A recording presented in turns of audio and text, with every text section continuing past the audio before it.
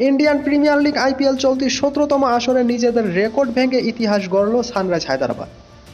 বিরাট কোহলিদের royal Challengers বেঙ্গালুরুর বিপক্ষে ২০ ওভারে ৩ উইকেটে ২৮৭ রানের পাহাড় গড়ে হায়দ্রাবাদ।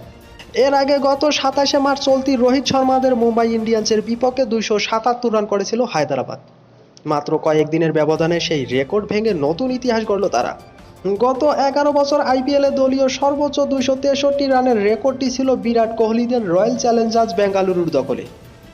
২০১৩ সালে পুনে ওয়ারিয়র্সের বিপক্ষে ক্রিস গেলের ৬৬ বলে ১৭টি ছক্কা আর ১৩টি চারের সাহায্যে আইপিএল ইতিহাসে ব্যক্তিগত সর্বোচ্চ ১৭৫ রানের ইনিংসের সুবাদে সেই রেকর্ড গড়েছিল বেঙ্গালুরু।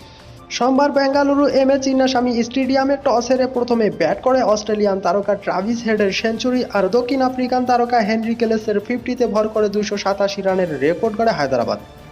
দলের হয়ে ৪১ বলে ৯টি চার আর ৮টি ছক্কার সাহায্যে ১০২ রান করেন ট্রাভিস হেড। ৩১ বলে ২টি চার আর ৬০টি ছক্কার সাহায্যে ৬৭ রান করেন হেনরি কেলেসেন। ১৭ বলে ২টি চার আর ২টি ছক্কায় ৩২ রান করেন এইডেন মাকরাম। মাত্র ১০ বলে ৪টি চার আর ৩টি ছক্কার সাহায্যে ৩৭ রানের ঝড়ো ইনিংস খেলেন ভারতীয় মুসলিম তারকা আব্দুল সামাদ।